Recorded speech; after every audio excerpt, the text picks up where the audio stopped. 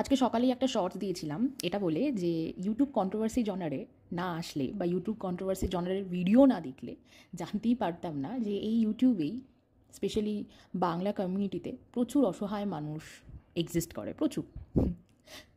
তো শুরু থেকেই শুরু করি, সেটা হচ্ছে যে ইউটিউবে একটা গ্রুপ অফ পিপল আছে, একটা দল আছে, মানে হয়তো আমি কোনো হোয়াটসঅ্যাপ গ্রুপ বা সেই দলের কথা বলছি না, মানে তাদের কি বলবো, তাদের হ্যাঁ একটা জায়গায় গিয়ে বা টু সাম এক্সটেন্ট তাদের মতের মিল আছে বা তাদের কন্টেন্টও এক প্রায়, হ্যাঁ প্রায় এক বলা কি মানে হ্যাঁ এক, মানে হয়তো একজন দুজন সেই কন্টেন্ট থেকে বেরিয়ে গেছে কোনো কারণে সেটা এখন, বাট বিগত 1.5-2 বছর ধরে কিন্তু তারা সেম কন্টেন্টের ওপরই ভিডিও বানিয়ে গেছে ইচ অ্যান্ড এভরি ডে। তাদের কী বলবো, মানে তাদের পার্টিকুলার একজন মানুষকে নিয়ে বেশি প্রবলেম, সেটা কে আশা করছি বলতে হবে না, উই অল নো।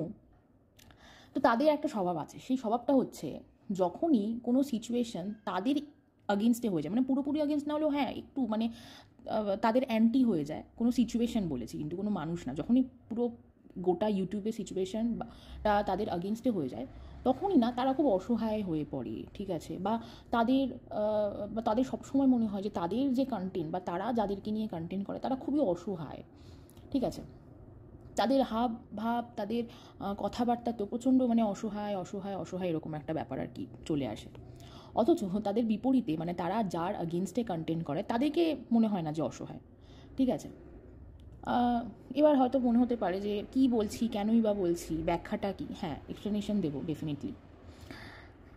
সেটা হচ্ছে যে এখন ইউটিউবে কী সিচুয়েশন আমরা সবাই জানি, কোনো একজন হিউম্যান রাইটস অ্যাক্টিভিস্ট তার একটা টিম সে ক্রিয়েট করেছিল, ঠিক আছে, কোনো একটা সময় আমিও সেই টিমে ছিলাম, ডেফিনেটলি মতের মিল হয়নি, একেবারেই হয়নি, কোনো কারণেই হয়নি, ঠিক আছে, বিনা কারণে তো কারোর মত মানে কারোর সাথে মতের অমিল হয় না, কোনো কারণেই মতের অমিল হয়েছে এবং সে কারণে আমি জায়গাটা থেকে একেবারে আলাদা হয়ে যাই, সরে যাই, তারপরে অনেক ঘটনা ঘটে, ঠিক আছে, একে অপরকে ডিফেম করা, ঠিক আছে, যদি আমাকে ডিফেম করার চেষ্টা করা হলো, খুব একটা ডিফেম করার মতো জায়গা কেউই কোনো দিন পায়নি, তার কারণ ডিফেম তখনই একটা মানুষকে খুব বাজেভাবে করা যায় যখন তার পার্সোনাল লাইফ সম্বন্ধে বা কোনো মানুষ যদি তার পার্সোনাল লাইফটাকে উজাড় করে বলে দেয় লোককে, ঘরে ঘরে গিয়ে যদি পার্সোনাল লাইফের ব্যাপারে আলোচনা করা হয়। আমি কোনো দিনই এটা করিনি বা করিও না, আমি ভীষণই আমার কী বলবো, আমি নিজে আমার আমার একটা বাউন্ডারি আছে, আমি সবার সাথে সব রকমের কথা শেয়ার করি না বা বলিও না বা প্রয়োজনও মনে করি না, কারণ আমি কোনো বিশাল বড় মহিষী নারী নই যে আমার কথা সবাইকে বলে বেড়াতে হবে, হোয়াট এভার। তো তো আমাকে সেভাবে পার্সোনাল অ্যাটাক করতে না পারলেও হ্যাঁ হয়েছে একটা সময়, বেশ চুলোচুলি ফায়ার ফাইটিং হয়েছে। তারপরে খুব স্বাভাবিকভাবেই আমি ভয় পেয়ে না হলেও আমি আমার তো নিজের একটা সেলফ রেসপেক্ট আছে এবং আমি ডেফিনেটলি আমি প্রচণ্ড মেন্টাল পিসটাকে পছন্দ করি, তার কারণ এই কন্ট্রোভার্সি জনারের জন্য কোনো রকম মেন্টাল প্রেশার নিতে আমি রাজি নই, কোনোভাবেই না, এটা আমার কাছে একটা এন্টারটেনমেন্টের জায়গা ছিল এবং থাকবে, হ্যাঁ মাঝখানে কয়েক মাসের জন্য হয়তো সেটা এন্টারটেনমেন্টের জায়গার থেকে খুব বিরক্তিকর জায়গায় পরিণত হয়ে গেছিলো, সেটাতে আমি ডেফিনেটলি বেশিরভাগটা আমার দোষই দেবো, আমি কাউকে দোষ দেবো না তার জন্য। হ্যাঁ আমি কিছু ভুল মানুষের সাথে মিশেছিলাম যেটা আমার মেশা উচিত হয়নি, এবং মানে মিশেছিলাম বলতে আমি যাদের সাথে ছিলাম তাদের কথা একেবারেই বলছি না, আমি যাদের সাথে আমার মতের মিল হয়নি আমি তাদের কথা বলছি। সরে আসি, তারপরে আমার ডেফিনেটলি আমার মেন্টাল পিসের জন্যই সরে আসি, তার কারণ আমার অ্যাজ আই সেড যে ইউটিউব কন্ট্রোভার্সিটা কিন্তু আমার ফুল টাইম জব না, যদি ফুল টাইম জব হতো আমি তাহলে ঝড় জল বৃষ্টির মধ্যেও আমি এই কন্টেন্ট চালিয়ে যেতাম, যেটা যাদের ফুল টাইম জব তারা যেরকম করে এভরিডে তাদের কন্টেন্ট আসে, দিনে 2-3টে করে কন্টেন্ট আসে, কারণ আমাকে আমার প্রফেশনাল জায়গাটা দেখতে হয়, আমার এমনিতেই আমার অফিসের চাপ কাজের চাপ মারাত্মক থাকে সব সময়, ঠিক আছে, যারা কর্পোরেট বা প্রাইভেট জব করে তারা জানে যে এখানে কাজের চাপটা ঠিক কীরকম ধরনের কাজের চাপ আর ঠিক কতটা কাজের চাপ। তো স্বাভাবিকভাবে আমার পক্ষে এই জিনিসগুলো নেওয়া পসিবল হচ্ছিল না, এবং যে হ্যারাসমেন্ট, হ্যাঁ সেটা ডেফিনেটলি একটা হ্যারাসমেন্ট তো হচ্ছিলোই খুব স্বাভাবিকভাবেই, ঠিক আছে, আর সামহাউ একটা রিভেঞ্জফুল মেন্টালিটিও চলে এসেছিলো অল্প একটু হলেও, যেটা আমি কোনো দিনই না, মানে আমার মধ্যে রিভেঞ্জফুল মেন্টালিটি সেরকমভাবে নেই, আমি পুরোটাই ভগবানের ওপর ছেড়ে দিই সবসময় যে কোনো পরিস্থিতিতেই। তো যাই হোক হোয়াট এভার। তো এখন যেমন হ্যাঁ এখন আমি আবার ব্যাক টু স্কোয়ার ওয়ান, এখন আমি আবার সেই জায়গাটাতে ফিরে এসেছি যেখানে কিনা কন্ট্রোভার্সি জনারটা আমার কাছে এখন শুধুমাত্র একটা এন্টারটেনমেন্টের জায়গা হয়ে দাঁড়িয়েছে, অ্যান্ড আই এম এনজয়িং আ লট, যেটাই হচ্ছে যা ঘটছে আমার বেশ ভালোই লাগছে দেখতে, কারণ আমি মনে করি যে মনে করে এসেইছিলাম যে এটা একদিন হতোই, এটা একদিন হওয়ার ছিলই, খুব একটা আনএক্সপেক্টেড বিষয় নয়। তো যেটা ভেবেছিলাম সেটাই হচ্ছে। হঠাৎ করেই হলো, কারণ আমি যেহেতু মাঝখানে অনেক দিন ভিডিও দেখতাম না, তাই মাঝখানে কিছু কিছু ঘটনা ঘটেছে, সেগুলো definitely I am not aware, কারণ আমি যে হিউম্যান রাইটস অ্যাক্টিভিস্ট যার টিমে একটা সময় ছিলাম, ওনার লাইভ আমি অনেক দিন দেখিনি। মেনলি এখন বর্তমান পরিস্থিতিতে যে যা যা কী বলবো, কি মানে হাটকে জিনিসগুলো সৃষ্টি হয়, কন্ট্রোভার্সি সৃষ্টি হয়, সেটা মেনলি ওনার লাইফ থেকেই হয়, ওনার লাইফ থেকেই হয় এবং ওনার কমিউনিটি পোস্টের দ্বারাই হয়। তারপরে তো ওনার বাদবাকি এক্স টিম মেম্বার বা কারেন্ট টিম মেম্বাররা তো আছেই, এবং তার ক্লায়েন্ট তো বিশাল বড় কন্টেন্ট, সেই হচ্ছে আসল কন্টেন্ট আর কি। তো হ্যাঁ, আমি মানে অসহায় কথাটা বলতে বলতে অনেক কিছু এক্সপ্লেন করে দিলাম, অনেক কিছু বলে দিলাম। তো হ্যাঁ, অসহায়তে আবার ফিরে আসি। যাদের কথা বলছি, যে গ্রুপ অফ পিপল যাদের কথা বলছি, যে তাদের সবসময় মনে হয় যে বন্দুকটা তাদের দিকে যখন ঘোরানো হয় তখন আইদার তারা অসহায় হয়ে যায় বা তাদের কন্টেন্ট অসহায় হয়ে যায়, মানে তাদের মধ্যে সবসময় যেন একটা অসহায়তা কাজ করে। তো starting from the main content first, জানতে পারলাম যে এই মিসেস চক্রবর্তীর লাইফ থেকেই জানতে পারলাম। মিসেস চক্রবর্তী কিন্তু আমি ইনসাল্ট করে একেবারেই বলছি না, আমি যথেষ্ট সম্মান দিয়েই মিসেস চক্রবর্তী বলছি, না প্রফেশনাল ম্যানার। সেটা হচ্ছে মিসেস চক্রবর্তীর লাইফ থেকে জানতে পারলাম যে এই যে যাকে নিয়ে এনারা আসল কন্টেন্ট করছেন এবং যে কিনা মিসেস চক্রবর্তীর ক্লায়েন্ট, সে 1.5 কোটি টাকার সম্পত্তির মালিক। 1.5 কোটি, ঠিক আছে, মানে 1.5 কোটি কিন্তু খুব একটা ছোটো অ্যামাউন্ট না, স্পেশালি ওই গ্রামে। কারণ ওই যেখানে ওনার বাড়ি, যেখানে উনি থাকেন, সেইখানে তো প্রপার্টির প্রাইস স্বাভাবিকভাবেই কলকাতার মতো বা কোনো মেট্রো সিটির মতো হাই হবে না, ঠিক আছে। মানে মেট্রো সিটির কথা তো দূরেই ছেড়ে দিন, মানে তার যেখানে বাড়ি তার নিয়ারেস্ট সিটি মনে হয় কৃষ্ণনগর। কৃষ্ণনগরের থেকে সেই জায়গার প্রপার্টি প্রাইস অনেকটাই কম হবে, কলকাতা তো অনেক দূরের কথা হয়ে গেল। তো সেইখানে 1.5 CR প্রপার্টি, মানে হি হ্যাজ এনাফ প্রপার্টি, যথেষ্ট প্রপার্টি আছে। এবং তো যাই হোক, তো একজন 1.5 কোটি টাকার মালিকের মানে মালিক নাকি অসহায়। হ্যাঁ, এখন হয়তো তাকে আর অসহায় হিসেবে পোর্ট্রে করা হয় না, বাট বিগত 1.5 বছর ধরে কিন্তু তাকে অসহায় হিসেবেই পোর্ট্রে করা হয়েছে। না, আমি কিন্তু কন্টেন্টটা সেই হিসাবে বানাচ্ছি না, বা আমি কথাগুলো সেই হিসাবে বলছি না যে আমি ওই লোকটিকে অপছন্দ করি। আমার এই লোকটি পছন্দ অপছন্দের কেউই না, মানে নিদার আমি পছন্দ করি নর আমি অপছন্দ করি। ইভেন তার যে ওয়াইফ, তাকেও না আমি পছন্দ করি না অপছন্দ করি, ঠিক আছে। আমি বেসড অন ফিউ ফ্যাক্টস কথাগুলো বলছি। এবং তো যাই হোক, তো সেই মানে শুরুতে যখন ঘটনাটা ঘটে, প্রথমে তো সেই তো আনে ইউটিউবে পুরো ঘটনাটা সামনে, তার আগে তো কেউই সেভাবে কিছু জানতো না। তো সে যখন প্রথম সেই ঘটনাটা সামনে আনে, তখন অনেকেই দ্বন্দ্বের মধ্যে ছিল যে কী হয়েছে, ঘটনাটা অ্যাকচুয়ালি কার ভুল। তারপরে আস্তে আস্তে শুরু হলো, তারপর আস্তে আস্তে মানে দুটো পক্ষ হয়ে গেল, ভাগ হয়ে গেল, একজন হাজব্যান্ডের দিকে, আর মানে একটা দল হাজব্যান্ডের দিকে আর একটা দল ওয়াইফের দিকে। তো এই হাজব্যান্ডের দিকের যারা লোক, তারা মানে কি বলবো, তারা সেই ওয়াইফটার সাথে বা সেই মেয়েটার সাথে যে পরিমাণ নোংরামো করেছে, ঠিক আছে। হ্যাঁ, সেই মেয়েটা একটা ভুল করেছিল, সে ভুল করে, এবং তার অ্যাকচুয়ালি যে বয়সে বিয়ে হয়েছে এখনকার সময়, সেই বয়সে বিয়ে হওয়াটা কোয়াইট আনন্যাচারাল। কোনো একটা সময় তো বিষয়টা খুবই ন্যাচারাল ছিল, এখন হয় না, ঠিক আছে। যে বয়সের মানে এখনকার সময় যে বয়সে মেয়েরা ওড়ে, ঠিক আছে, কাইন্ড অফ মানে নিজের লাইফটা এনজয় করে, সেই বয়সে মেয়েটার বিয়ে হয়ে বাচ্চা হয়ে গেছে। তো লাইফটা এনজয় মানে কীভাবে যে করে সেটার কোনো আইডিয়া ওর ছিলই না। তো সেখান থেকে আউট অফ দ্যাট ও একটা ভুল করে ফেলেছে, যেই ভুলটা কিন্তু, বা ভুল বলুন বা ইচ্ছা করেই হোক, এই দলেরই একজন মেম্বার কিন্তু একবার করেছে, এবং সেটা নিয়ে তার একটা খুব সুন্দর নামকরণও হয়েছে। তো যাই হোক, তো সেটা মেয়েটা নিজে স্বীকারও করেছে, এবং মেয়েটা স্বভাবতই ও যখন নিজের চ্যানেল খুললো, সেখানে গিয়ে সে চেষ্টা করেছে তার শ্বশুরবাড়ির লোক, তার শাশুড়িকে মেলাইন করার, ঠিক আছে, যেটা তার ডেফিনেটলি করা উচিত হয়নি। কিন্তু তার পরিপ্রেক্ষিতে এই লোকটি যা যা করেছে, নিজের ওয়াইফের পার্সোনাল চ্যাট থেকে শুরু করে কল রেকর্ডিং যেভাবে পাবলিক করেছে, সেটাও কোনোভাবেই অ্যাকসেপ্টেবল না। হ্যাঁ, প্রচুর মানুষ দেখেছে, তার ভিউজ হয়েছে, কিন্তু তার ইমেজটাও সেই পরিমাণ নষ্ট হয়েছে। যে মেয়ের সাথে তুমি 5 বছর ঘর করলে, একটা সন্তানও আছে, কি করে কয়েকদিনের একটা ঝামেলাতেই কেউ কল রেকর্ডিং ফাঁস, কেউ মেসেজ স্ক্রিনশট দেখিয়ে দিতে পারে সোশ্যাল মিডিয়াতে।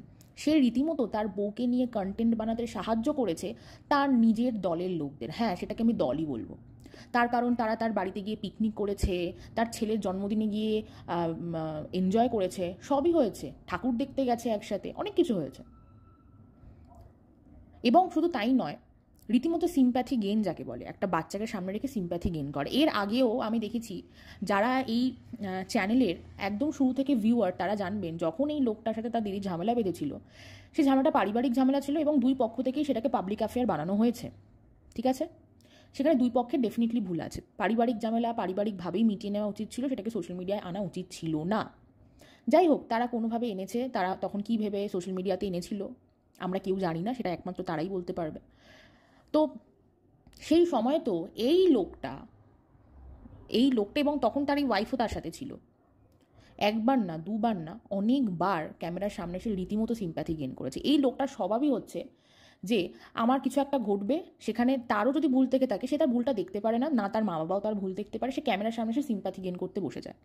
এবার আমাদের মতো মানুষ বা আমাদের সোসাইটিতে বিষয়টা কীরকম, যে অজপাড়াগার ছেলে, খুব সরল সাদাসিধে, বেশি দূর পড়াশোনা করেনি, নিশ্চয়ই বুদ্ধি কম, তাকে লোকে ঠকিয়েছে বলে তার উপর সিম্প্যাথিটা বেশি দেখায়। ঠিক আছে, তো সিমিলারলি এইবারও তাই হলো। তার সাথে যখন তার ওয়াইফের ঝামেলা বাঁধলো, সে ম্যাক্সিমাম সিম্প্যাথিটা পেলো। কেন? গ্রামের ছেলে, ঠিক আছে, একটা বাচ্চা ছেলে রয়েছে, একটা ছেলে তার বেশি দূর পড়াশোনা করেনি, সরল সাদাসিধে, তাকে ঠকানো হয়েছে। এবং অপরদিকে মেয়েটা আবার সে বিশাল বড় কমিউনিটি পোস্টে বলে দিল যে হ্যাঁ, সে অন্য একজনকে ভালোবাসে। তো সেটা আর একটা বড় অস্ত্র হয়ে গেল। এবং সেই মেয়েটির মধ্যে একটু সেলিব্রিটি হাবভাব চলেও এসেছিল, বা বরাবরই ছিল ওর মধ্যে, যবে থেকে ও ইউটিউব করছে, বা একটা টাইমের পর ওর মধ্যে সেই ব্যাপারটা চলে এসেছিল। এবং সেটা একমাত্র সেই মেয়েটির মধ্যে না, এই ইউটিউবে স্পেশালি ভ্লগিংয়ে যেসব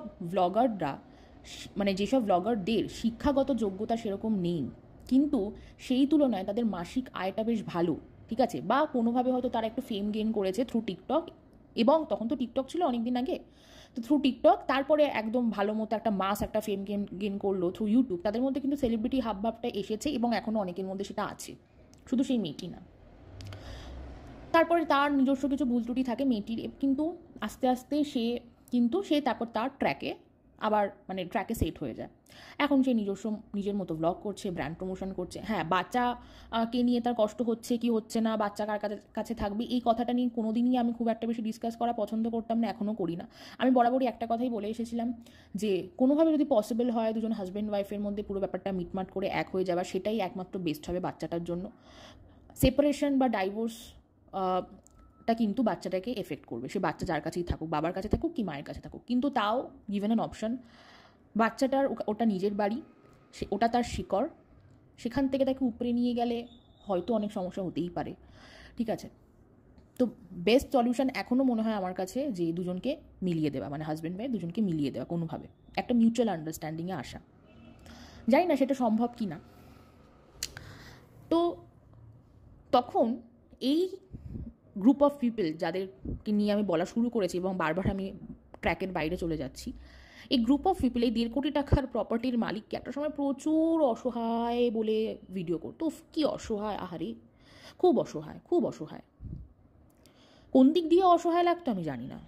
জাস্ট বিকজ তার ওয়াইফ তাকে ছেড়ে চলে গেছে, বা একটা বাচ্চা ছেলে রেখে চলে গেছে তার কাছে, সেই কারণে সে অসহায়, তার সাথে তার দিদির ঝামেলা, সেই কারণে সে অসহায়। কোন দিক দিয়ে সে অসহায় আমি জানি না। তার কার্যকলাপের কোথাওই তো মনে হলো না যে সে ভীষণ অসহায়। তার মুফতে খাট চলে আসলো, ঠিক আছে, আমি জানি না বিয়ের আগে সে কোথায় শুতো।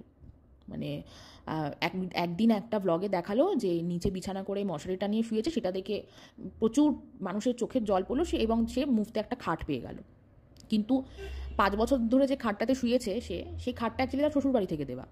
ঠিক আছে, তো তার আগে নিশ্চয়ই সে কোথাও না কোথাও ঘুমাতো, সে নিশ্চয়ই মাটিতে বা মেঝেতে বিছানা পেতে ঘুমাতো না। ঠিক আছে, তো এই যে সিম্প্যাথি গেন কী করে করতে হয়, সেটা এই পার্টিকুলার লোককে দেখে শেখা উচিত। এই লোকটি খুব ভালো জানে, বরাবরই তার চ্যানেলের বরাবরই একটা কেপিআই হচ্ছে সিম্প্যাথি গেন, কী করে ম্যাক্সিমাম সিম্প্যাথি গেন করা যায় অডিয়েন্সের থেকে। তো সেটা সে করেছে, সে একটা সময় মারাত্মক ভিউজ কামিয়েছে। তো এখন জানা যাচ্ছে যে তার এখন একটু আর্থিক সমস্যা হচ্ছে, সে কেসের ভার টানতে পারছে না। হ্যাঁ, তো এটাও একটু অ্যাস্টনিশিং ব্যাপার, ঠিক আছে, যে এত বড় বাড়ি করলো, যে আবার শুনলাম নাকি 3 লাখ টাকার বাইক কিনেছে। আমি তার ব্লগ দেখি না, আমি যা জানতে পারি সেটা পুরোপুরি রুনা আন্টির ভিডিও দেখে, সুতোপাতির ভিডিও দেখে, সঞ্জয় তাই 3 জনের ভিডিও দেখে জানতে পারি। তো হ্যাঁ, 1.5 কোটি টাকা প্রপার্টির মালিক অসহায়, ঠিক। এবার আসি অসহায়ের যে কি বলবো লিটারাল মিনিং অসহায় মানে যে হেল্পলেস, যার কোনো উপায় নেই, উপায়হীন, ঠিক আছে, যার কোনো ক্ষমতা নেই, যার কোনো শক্তি নেই, সে হচ্ছে অসহায়। ঠিক আছে, একজন 1.5 কোটি টাকার প্রপার্টির মালিক কখনোই অসহায় হতে পারে না। হ্যাঁ, কারোর জীবনে কোনো দুর্ঘটনা ঘটলে ইনিশিয়ালি সে অসহায় হয়, যে কোনো মানুষের জীবনে যখনই কোনো দুর্ঘটনা ঘটে, প্রিয়জনের বিয়োগ হোক বা প্রিয়জনের অসুস্থতা, ঠিক আছে, বা কোনো রকম ফিনান্সিয়াল ক্রাইসিস, চরমতম ফিনান্সিয়াল ক্রাইসিস, আমি কিন্তু মানে ওই মাসের শেষে 5 টাকা অভাব সেটাকে আমি ধরছি না ফিনান্সিয়াল ক্রাইসিসের মধ্যে, এগুলো অসহায়। কিন্তু অসহায়তা মানুষের লং টার্ম থাকে না, ঠিক আছে। তো তাকে প্রায় 1-1.5 বছর কি 2 বছর ধরে তাকে অসহায় হিসেবেই পোর্ট্রে করা হয়েছে। যদি কেউ অপোজ করে যে না করা হয়নি, আমি মানবো না, করা হয়েছে। এবং তার দিকে কন্ট্রোভার্সি ক্রিয়েটারদের নতুন করে বলার কিছু নেই, তারা ঘুরিয়ে ফিরিয়ে গরুর রচনাই করে। তারা যে রোজ যে কন্টেন্ট দেয়, সেই প্রত্যেক দিনের কন্টেন্টে তাদের ঘুরিয়ে ফিরিয়ে গরুর রচনাই রচনা করে, তাদের কাছে নতুনত্ব কিছু নেই। এবং শুধু তাই নয়, এবার আসি কিছু কথায়, ঠিক আছে, মেয়েদের সম্মান করার কথায়। রিসেন্টলি যে বাজা বলা নিয়ে প্রোটেস্ট হলো, মানে গতকাল, সেটার কথাতে এবার আসবো। সেটা হচ্ছে, আমি বলেছিলাম আমার আগের ভিডিওতে যে ইউটিউব কন্ট্রোভার্সি জনারে বাজা বলাটা প্রথম না, এর আগেও কোনো একজন ক্রিয়েটার মানে সুতপাদিকে ইনফার্টিলিটি নিয়ে অনেক কিছু বলা হয়েছে। হ্যাঁ, তার প্রতি উত্তরে তারা কি বলে না, সুতপাদি বাচ্চাদেরকে অ্যাটাক করেছে, ঠিক আছে, সেটা কিন্তু এখন আর করা হয় না। কিন্তু তারা বন্ধ করে দেওয়ার পরেও, স্পেশালি সুতপাদি বন্ধ করে দেওয়ার পরেও কিন্তু তাকে তার ইনফার্টিলিটি নিয়ে খোঁচা দেওয়া হয়েছে। শুধু তাই নয়, আমি সুতপাদির ভিডিও রোজ দেখি এবং ইদানিং আমি তার কোনো ভিডিওতেই আমি দেখি না যে সে কারোর মানে কি বলবো, কারোর বয়স্তা মেয়ে বলে যেটাকে আর কি, অ্যাডাল্ট মেয়েকে নিয়ে কোনো রকম কোনো নোংরা কমেন্ট পাস করেছে, ঠিক আছে। কিন্তু তার যে ছোটো বোন, তার ছোটো বোনের আমি ভ্লগ মাঝে মধ্যে দেখি, ঠিক আছে। তার ছোটো বোন লিটারেলি, সে এখন স্পোর্টসে আছে, ঠিক আছে, সে literally kind of almost established, সে মনে হয় ন্যাশনালে খেলছে, দেশ বিদেশে যাচ্ছে, সে ব্যাঙ্গালোরও মাঝে মাঝে আসে শুনি বা দেখি, ঠিক আছে। তো সে তার জায়গায় যথেষ্ট established, she is doing well. তার যে ফিজিক সেটা কোনোভাবে বেঢপ না, সে যে স্পোর্টস জনারে আছে তার জন্য তার ফিজিকটা জায়েজ, ঠিক আছে, দ্যাট ইজ নেসেসারি। তো তাকে খাসি হ্যানা ত্যানা বলা হয়, ঠিক আছে, আরও কী সব কমেন্ট বলা হয়। তখন মনে হয় না যে আমি আর একটা মেয়েকে অপমান করছি, ঠিক আছে। আমি কিন্তু সুতপাদির হয়ে ভিডিও করছি না, বিকজ তার সাথে আমার সেরকম দূর তাক কোনো রিলেশনশিপ নেই। হ্যাঁ, আমি জাস্ট একজন ভিউয়ার। এখন সে আর করে না, এখন সে প্রতিজ্ঞা নিয়ে নিয়েছে ভিডিও টু ভিডিও করবে এবং সে তাই করছে। অন্তত আমি এখন দেখছি, এবং আমি কিন্তু কোথাও দেখতে পাচ্ছি না যে সে আর আগের মতো গোপন সূত্রে খবর নিয়ে এসে, ঠিক আছে, এইসব কিছু বলছে। তো তারপরেও তার বোন, তার ছোটো বোনকে টেনে এনে কথা বলা হয়, তখন না কোথাও আর এদের মাথায় থাকে না যে আমি কি বলছি, কেন বলছি, আমার এটা বলা উচিত না, আমি ভিডিও টু ভিডিও করব। তখন তখন কবে 2 বছর আগে কোন বাচ্চা মেয়ের জন্ম বৃত্তান্ত নিয়ে প্রশ্ন তুলেছিল সেইগুলো চলে আসে, ঠিক আছে। যাই হোক, ওই যে বলে না ভুল রিয়েলাইজ করা, ভুল ইচ্ছা করলে ভুলটা রিয়েলাইজ করাই যায়। কেউ যদি চায় যে না আমি ভুল করছি, তাও আমি সেই ভুলটাকে আমি কোনোভাবে শোধরাবো না, আমি করতেই থাকবো, আমি যেটা করছি ঠিক করছি। অনেকের স্বভাব আছে যে তারা জানে, মানুষের কথা শুনে কমেন্ট পড়ে তারা বুঝতে পারে যে ভুল করছে, কিন্তু তাদের মনে হয় না আমি ভুল করলেও আমি যেটা আমার কাছে আমি যেটা করছি সেটা ঠিক করছি। তাদের মধ্যে রিয়েলাইজেশনের কিছু নেই অ্যাকচুয়ালি, মানে তারা কিছু রিয়েলাইজ করতে পারে না এবং তাদের মধ্যে কোনো লার্নিং আউটকাম নেই, আমি এক্সপেক্টও করি না। এই গেল। তো তারা কদিন আগে একজন ইনফার্টিলিটিতে ভুগছে একজন মহিলাকে খুব সিম্প্যাথি দেখালো, আমিও দেখিয়েছি সিম্প্যাথি, ঠিক আছে। খারাপ লাগছিল, ঠিক আছে, দয়া দেখানো সবসময় যে খারাপ তা তো না, সত্যি যেভাবে কাজছিল, ভিডিওটা যেভাবে করলো দেখে খারাপ লাগছিল। তো তারপরে যাই হোক, তখন তাদের হঠাৎ করে, যেহেতু তাদের টিমের লোককে বলা হয়েছে, আঙুলটা তাদের দিকে গেছে, ওই কারণে তাদের তখন গায়ে লেগেছে। এবং তাদের থেকে সিম্প্যাথি পেতে গেলে তারা যেটা বলবে সেটাতে হ্যাঁতে হ্যাঁ বলতে হবে, নাতে না বলতে হবে। না হলে যদি তুমি তাদের ভুলটা ধরিয়ে দাও বা তাদের আগেনস্টে গিয়ে কোনো ভিডিও করো, তখন সেটা নাটক হয়ে যায়, তখন তাদের মধ্যে প্রোটেস্ট নামক কোনো জিনিস থাকে না। That is fact. এটাই কন্ট্রোভার্সি জনারে চলে আসছে, জানি না ইন ফিউচার এটা কোনো দিন চেঞ্জ হবে কি না। এরপরে আসি আর একটা অসহায়তার কথায়। সেই দলেরই একজন মহিলা হয়তো বা করেওছে, স্ক্রিনশটও দেখেছি, কোনো একটা লোকের থেকে কিছু অ্যামাউন্ট, খুব অল্প অ্যামাউন্টের টাকা চেয়েছিল এবং সেটা নিয়ে সে বিভিন্ন সময় বিভিন্ন রকম জাস্টিফিকেশান দিয়েছে, ঠিক আছে।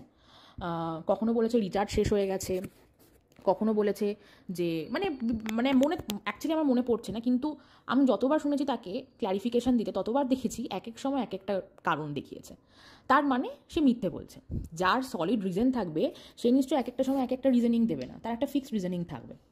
তারপরও তাকে যেভাবে হ্যারাস করা হয়েছিল, মানে তাকে জুতোপেটা করবে, তার হাজব্যান্ডকে নিয়ে, তার বাচ্চার হাজব্যান্ডের অফিসের সিনিয়র ম্যানেজমেন্টদের নাম দেখিয়ে, তার হাজব্যান্ডের ছবি দেখিয়ে, তার বাচ্চাদের নাম তুলে যেভাবে হ্যারাস করা হচ্ছে, দ্যাটস ডেফিনেটলি নট অ্যাকসেপ্টেবল। কোনো দিনই কারোর করা উচিত না।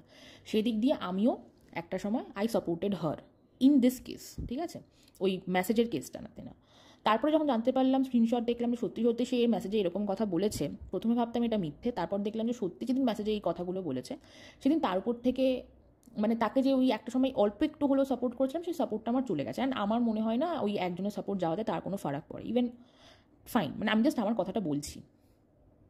হ্যাঁ, তাকে আর একটা কারণেও সাপোর্ট করেছিলাম, তার ভয়েস মোল্ড করে একবার একটা কল রেকর্ডিং শোনানো হয়েছিল, সেটা উচিত হয়নি। তাই পাস্ট ইজ পাস্ট, সেই ঝামেলা মিটে গেছে।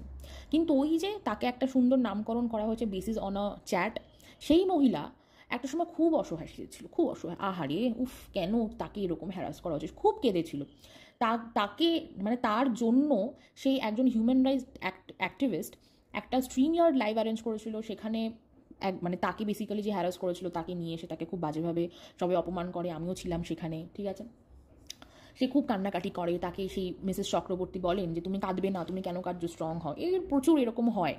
এখন আমার অ্যাকচুয়ালি সেই ঘটনাটাকে এখন ড্রামা বলেই মনে হয়, কারণ 2 দিন আগে জানতে পারলাম, মানে এই শনিবার একটা লাইভ হয়েছে, সেই শনিবারের লাইভে জানতে পারলাম যে সে নাকি এই বর্তমানে এক যে নাটকটা চলছে এবং মনু নামের একটা ক্যারেক্টার এসেছে, সেই মনুকে সে হোয়াটসঅ্যাপ মেসেজ করেছিল, ঠিক আছে, for the sake of content. কাকে? ওই কোথাকার কে একটা ছেলে 2 দিনের জন্য আসলো, সলিড কন্টেন্ট পাওয়ার জন্য তাকে হোয়াটসঅ্যাপ মেসেজ করেছিল। তো ছিল অসহায়, ঠিক আছে, একটা সময় চোখে জল ফেলে কান্নাকাটি করে কত ছিল, ছিল অসহায়।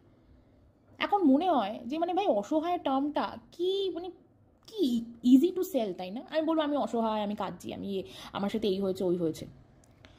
যদি সে সত্যি তার দিক দিয়ে পরিষ্কার থাকতো সেই কাজগুলো করতো না, ঠিক আছে। মানে কেন ইমাজিন কতটা গায়ে পড়া হলে মানুষ কন্টেন্টের জন্য হঠাৎ করে একটা অন্য চিন না যায় না কাউকে একটা হোয়াটসঅ্যাপে মেসেজ করবে। আদৌ আমরা জানি না কি মেসেজ করেছিল, বাট সে নিজের মুখে বলেছে যে সে হোয়াটসঅ্যাপে মেসেজ করেছে। তাকে অসহায় ভাবতে কেমন একটা লাগে না? তো সে ছিল একটা সময়, সেও একটা সময় অসহায়ের নায়িকা ছিলেন। তারপরে অসহায় আর একজন আছেন, বৃদ্ধা একজন মহিলা, সরকারি চাকরি করেন, ঠিক আছে। তার হাজব্যান্ড অনেক অল্প বয়সে মারা গিয়েছেন, সেটা ডেফিনেটলি সেটা একটা খারাপ বিষয়, অল্প বয়সে সঙ্গী হারা হওয়া। তো সে তার হাঁটুর বয়সী, তার মেয়ের বয়সী, কি তার মেয়ের থেকে ছোট ছোট মেয়েদেরকে নিয়ে সে কন্ট্রোভার্সি করে এসেছে এবং করেও। এই যে মেয়েটার কথা বলছি, যার সাথে তার হাজব্যান্ডের এখন সেপারেশনের মধ্যে দিয়ে সে যাচ্ছে, হয়তো ভবিষ্যতে ডিভোর্স হতেও পারে, আবার নাও হতে পারে, সংসারও হতে পারে, আমি জানি না ভবিষ্যতে কী হবে। তো সেই মেয়েটি তার মেয়ের থেকেও হয়তো ছোট, মানে তার বড় মেয়ের থেকে তো ছোট ডেফিনেটলি, তার ছোটো মেয়ের থেকেও হয়তো ছোট, কি একই বয়সী, মানে যাই হোক, ওই তার নিজের মেয়ের বয়সী মোটমাট, তাকে ব্যঙ্গ বিদ্রুপ করে কম ভিডিও নামায়নি, হালে গিয়ে সে ভিডিও করা বন্ধ করেছে, তার আগে পরপর ডেইলি ভিডিও নামানো হয়েছে, ডেইলি। অথচ আমি যতদূর জানি তার যে ছোট কন্যাটি আছে সে নিজেও কোনো কারণে হোক সে তার সংসারটা করতে পারেনি। তো যার বাড়িতে এরকম একটা মেয়ে থাকে সে খুব ভালো করে জানে কোন কারণে কোন পরিস্থিতিতে কোনো মেয়ে বেরিয়ে যেতে পারে শ্বশুর বাড়ি থেকে। হ্যাঁ, তার ভুল থাকতেই পারে, সে বোকামি যেটা করেছে সেটা হচ্ছে তার হাজব্যান্ডের মতো উচিত ছিল তার সমস্ত কিছু লুকিয়ে যাওয়া, সেটা সে করেনি। এবং তার হাজব্যান্ড যেরকম কথায় কথায় ডিনাই করে যে না আমি চিনি না তো, না আমি জানি না তো, না আমি তো কিছু করিনি, তারও উচিত ছিল সে বিষয়গুলো চিনি না জানি না আমি কিছু করিনি বলে ডিনাই করে যাওয়া, তাহলে আর তাকে কালিমালিপ্ত হতো না। কিন্তু সে কী করেছে, সে বোকার মতো সব কিছু ওপেন করে দিয়েছে, এটাই সে ভুলটা করেছিল। সেটা নিয়ে রীতিমতো কাটা ছেঁড়া এই যে গ্রুপ অফ পিপল, এরা সবাই মা, এবং সবথেকে বড় কথা এরা সবাই মহিলা। এরা এই মেয়েটি যখন একটা ফ্ল্যাট ভাড়া নিয়ে গেল তাকে সেখানে টিকতে দিল না, যতদিন পর্যন্ত সে, হ্যাঁ ঠিক আছে সে কোথাও ফ্রিজ কিনতে গেছে সেখানে ফোন করে জিজ্ঞেস করা হচ্ছে, সেগুলো ঠিক আছে, সেগুলো মানা যায়, সেগুলো তার লাইফে অ্যাকচুয়ালি বা কোনো রকমভাবে ইম্প্যাক্ট ফেলে না, হিউজ পরিমাণের ইম্প্যাক্ট ফেলে না, না তার সার্ভাইভালে কোনো সমস্যা হবে। কিন্তু সে যখন তার নিজের একটা ঠিকানা তৈরি করবে বলে বা কোনো কারণে সেটা ফ্ল্যাট ভাড়া নিয়ে চলে গেল, ঠিক আছে, তার ফ্ল্যাটের কি নাম, ঠিক আছে, সেটাও নয় জানতে পারলো, কোনোভাবে জানতে পারলো, কারণ এদের তো প্রচুর ভিউয়ার্স থাকে, হয়তো সেই লোকালিটি থেকে ভিউয়ার্স ছিল, জানতে পারলো কিন্তু তারপরে সেখানে তাকে টিকতে দেওয়া হলো না, সে বাধ্য হলো সেই ফ্ল্যাটটা ছেড়ে চলে যেতে। তার আমি এরকমও ভিডিও হতে দেখেছি, সেই ফ্ল্যাটের ওনারের ছবি নিয়েও ভিডিও হয়েছে আমি দেখেছি। এবং এই গ্রুপ অফ পিপিল এমন, তারা সঞ্জয় দাকে মর্কট বলছে, সঞ্জয় দার আগেনস্টে রীতিমতো। ঠিক আছে, সঞ্জয় দা একটা সময় সত্যি খুব ভাষায় ভিডিও করতো, কিন্তু এখন কিন্তু সে করছে না।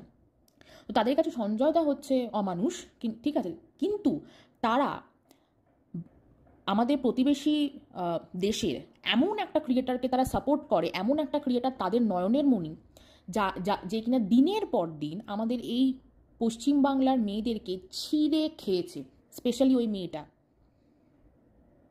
ঠিক আছে, যার আগেনস্টে এরা কন্টেন্ট করে, ছিঁড়ে খেয়েছে। সে কোথায় যাচ্ছে, কি করছে, তার ঘরে কটা কাপ, কটা প্লেট, কটা বালিশ, ঠিক আছে, সে কোন ফ্ল্যাটে থাকে, সেই ফ্ল্যাটের জানলার রং কি, দেওয়ালের রং কি, রীতিমতো ছিঁড়ে খেয়েছে। ছিঁড়ে খাওয়া যাকে বলে, মানে সামনে পেলে বলতে নেই, হয়তো কিছু একটা কোনো রকম হ্যারাসমেন্ট বা মলেস্টেশনও করতে পারতো, তাকে সাপোর্ট করেছে এরা, ঠিক আছে। তো ফিরে আসি সেই বয়স্ক মহিলাটির কথা। সেই বয়স্ক মহিলাটি সরকারি চাকরি করে, এবং সেই যিনি আছে আমাদের এখানে, যিনি সবাই ওনাকে ম্যাডাম বলে, মিসেস চক্রবর্তী, তাকে একটা থ্রেড দেয়, তার চাকরি সংক্রান্ত থ্রেড। তখন তার কাছে লোকেরা হাত জোর করে রিকোয়েস্ট করে যেন তার কোনো ক্ষতি না করা হয়। এখন সে অসহায়, কেননা সে অসহায়, তার হাজবেন্ডে সে দুটো মেয়েকে নিয়ে থাকে। প্রথমত বড় মেয়ের বিয়ে হয়ে গেছে, ছোট মেয়েকে সে বিভিন্ন রকম কোর্স করাচ্ছে। দ্বিতীয়ত সে অসহায় না, যার ভাই নিজের জমি আছে, বাড়ি আছে, মানে একদম ঝা চকচকে বাড়ি আছে, বাগান আছে, যে নিজে সরকারি চাকরি করে, সে কোন দিক দিয়ে অসহায়? সে নাকি অসহায়, হাত জোর করে রিকোয়েস্ট করা হচ্ছে তার জন্য কোনো ক্ষতি না হয়। কিসের ক্ষতি? এই কারণেই আমি এদেরকে বলি, এরা সময় সময় এরা অসহায় হয়ে যায়, সময় সময় এরা আবার তখন লোকদেরকে ব্যঙ্গ করতে ছাড়ে না। যখন অন্যের চাকরি নিয়ে একটা সময় টানাটানি হচ্ছিল, ঠিক আছে, বা অন্যের চাকরি নিয়ে অন্যের চাকরি জায়গায় গিয়ে যখন অ্যাটাক করা হয়, তখন সেটাকে অসহায়তা হয় না, মানে সেটা তখন অসহায়তা হয় না, বা সেটা তখন খারাপ কাজ হয় না, তাই তো? যখন বন্দুকটা নিজেদের দিকে ঘুরেছে, তখন সবাই অসহায়। 1.5 কোটি টাকার প্রপার্টির মালিক অসহায়, সরকারি চাকুরিজীবী, নিজের জমি নিজের বাড়ি সমেত সরকারি চাকুরিজীবী, সে অসহায়। যে কি বলবো, মানে আজকাল হেন কোনো মানুষ নেই আমাদের মিডল ক্লাস ফ্যামিলিতে, সবার ব্যাগে অন্তত পক্ষে 100 টাকা থাকে, ঠিক আছে। আমি বলি, এই প্রসঙ্গে যখন কথাটা বলছি বলেই দিই, নেট যার শেষ হয়ে যায় সে মেসেজ কি করে করলো? যার রিচার্জ শেষ হয়ে গেছে সে মেসেজ কী করে করলো? আমি ধর, মানে অ্যাকচুয়ালি আজকাল যে মানে প্যাকটা, রিচার্জের প্যাকগুলো হয়, সেগুলো তো মোবাইল ডেটা সমেত হয়। তাই যদি আমার রিচার্জ শেষ হয়ে যায়, তাহলে আমার মোবাইল, মানে আমি কাউকে ফোনও করতে পারবো না, মেসেজ করতে পারবো। ওই একদিনের একটা হয়, পার ডে কত জিবি করে দেয়, সেটা তো ওই 48, 49, 50 এরকম লাগে, ঠিক আছে। তো যার নেট শেষ হয়ে যায় সে মেসেজ করে টাকা কেন চাইবে? মানে আমি বুঝি না। অ্যান্ড তার যদি মেসেজ করতেই হয়, তার তো হাজব্যান্ড আছে, সে হাজব্যান্ডকে কেন মেসেজ করলো না? যাই হোক, আমার এই প্রশ্নটা অনেক দিন ধরেই মনে থাকে, করব ভাবি, করিনি, তাই ইচ্ছা হলো করতে। যে এই প্রসঙ্গে যখন কথা বলছি বা বললাম, তাহলে প্রশ্নটা করি। তো সেই অসহায়, ঠিক আছে, সেই অসহায়, অথচ যে অসহায় সে একটাও সলিড রিজন দিতে পারেনি, উল্টে সে আবার আর একজনকে মেসেজ করেছে, হোয়াটসঅ্যাপ মেসেজ, সলিড কন্টেন্ট পাওয়ার জন্য, ঠিক আছে। তো এদের কাছে এরা হচ্ছে অসহায়। আর কত অসহায়তার গল্প শুনবো, আর কত? এখানে কেউ অসহায় না ভাই, নো ওয়ান ইজ অসহায়। এখানে ইউটিউবে যারা যারা আছে, এখানে কেউ অসহায় না। অসহায়তার মুখোশ পরে যারা আসে, তারা একটা টাইমের পর তাদের সময় ভালো মতো বদলে যায়, সব দেখা যায়, স্টিল এদের মনের থেকে তাদের সেই অসহায় এই ব্যাপারটা যাবে না, ঠিক আছে। যে নিজের বউকে বেচতে পারে খোলা বাজারে, সে অসহায় হতে পারে না। সে কি করে, কোন দিক দিয়ে হেল্পলেস হলো? সে হেল্পলেস কোন দিক দিয়ে? তার মধ্যে যদি সেই কনফিডেন্সটা থাকতো, সে তাহলে এই নোংরামোগুলো করতো না। তার ওয়াইফ যা না করেছে নোংরামি, সে তার ডাবল নোংরামি করেছে। বাইরের মহিলাদেরকে ঘরে ঢুকিয়ে কন্টেন্ট দিয়েছে নিজের বউকে নিয়ে, যাতে টাকা রোজগার হয় সেখান থেকে। হ্যাঁ, ইয়ার কি সব অসহায়তার গল্প শুনছি আমি এখন নতুন করে। অ্যাকচুয়ালি বলে না, কার্মা হিটস ব্যাক। এখন খুব ভালো লাগছে দেখতে, I am very much enjoying.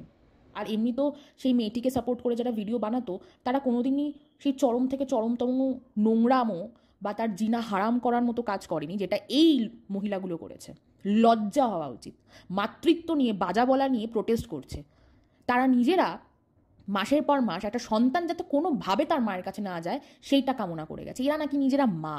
হ্যাঁ, অসহায় কচু বেচু, 1.5 কোটি টাকার প্রপার্টির মালিক অসহায়, তাকে অসহায় সাজিয়ে এতদিন রেখে দিয়েছিল। ভাবতো সে তারা যেটা বলবে সে সেটা করবে। কেন ভাই? কে আপনারা? কে হন ওর? মাসি, পিসি? কে আপনারা? Simple content creator. মাঝে মাঝে শুনি আমরা পাশে দাঁড়িয়েছিলাম। কিসের পাশে দাঁড়ানো? পাশে যদি দাঁড়াতেই হতো তাহলে ভিডিও করে তাকে সাজেশন না দিয়ে, ভিডিও করে তাকে সাপোর্ট না করে, তাকে অন কল সাপোর্ট করা যেত। ঠিক আছে? কন্টেন্ট করে, মনিটাইজেশন অন করে, ভিডিও করে, সেখান থেকে রোজগার করে নাকি পাশে দাঁড়িয়েছি। ন্যাকামো। আর একজন মহিয়সী নারী আছেন, ঠিক আছে, বলে না এস, তার মধ্যে একজন মহিয়সী নারী আছে।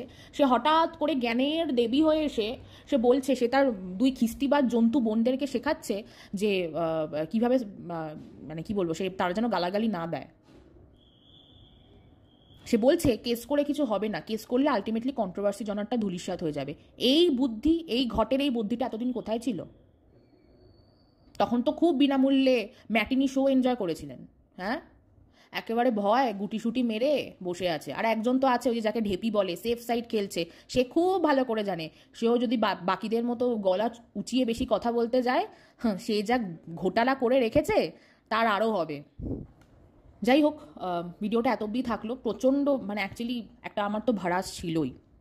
এই প্রত্যেকটা ক্রিয়েটারের আগেনস্টে আমার ভালো মতো একটা ভাড়াস ছিল, যেটা ডেফিনেটলি হঠাৎ করে আজকে জেগে উঠেছে। কারণ এই যে ন্যাকামোগুলো দেখছি না, ন্যাকামোগুলো দেখে অ্যাকচুয়ালি মানে মনে হচ্ছিল যে একটু কিছু বলি। যাই হোক, ভিডিওটা অনেক বড় হয়ে গেল, I am so sorry. But আমার এই ভাড়াসটা বার করার খুব দরকার ছিল। Thank you so much.